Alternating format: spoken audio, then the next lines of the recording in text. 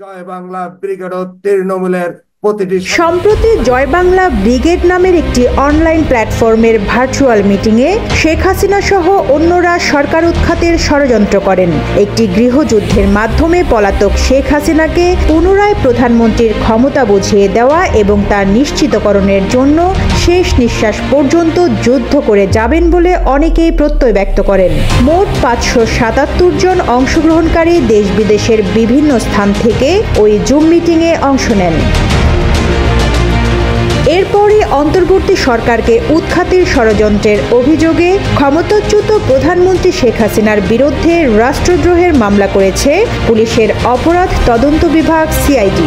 ঢাকার chief metropolitan magistrate আদালতে বৃহস্পতিবার এই মামলা হয়। মামলায় শেখ হাসিনা ছাড়াও যুক্তরাষ্ট্র আওয়ামী লীগের সহসভাপতি রাব্বি আলম সহ 72 জনকে আসামি করা হয়েছে।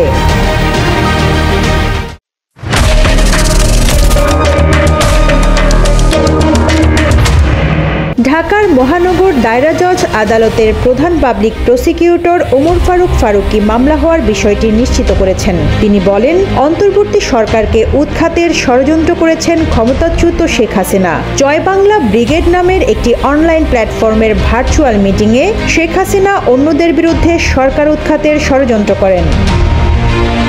ওমর ফারুক ফারুকী আরও বলেন, বিষয়টি জানার পর সিআইডির একজন কর্মকর্তা বাদী হয়ে আদালতে শেখ হাসিনা সহ অন্যদের বিরুদ্ধে মামলা করেছেন। মামলাটি সিআইডিকে তদন্ত করার নির্দেশ দিয়েছেন আদালত।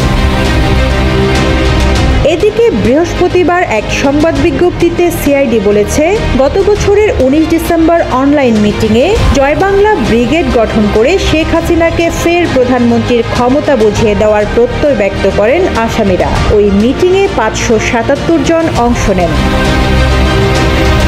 সিআইডি বলেছে, ডক্টর রাব্বি আলমের সঞ্চালনায় সাবেক প্রধানমন্ত্রী শেখ হাসিনা এবং হোস্ট, কো-হোস্ট ও অংশগ্রহণকারী নেতাকর্মীদের কথোপকথনে ভয়েস রেকর্ড পর্যালোচনায় জয় বাংলা ব্রিগেড নামক প্ল্যাটফর্মে দেশ বিদেশ থেকে অংশগ্রহণকারীরা বৈধ সরকারকে শান্তিপূর্ণভাবে দেশ পরিচালনা করতে দেবে না বলে আলোচনা করেন। তারা বর্তমান সরকারকে উৎখাত করার জন্য গৃহযুদ্ধের ঘোষণা দেন, যেখানে ষড়যন্ত্রমূলকভাবে রাষ্ট্রদ্রোহিতার অপরাধের সুস্পষ্ট উপাদান রয়েছে।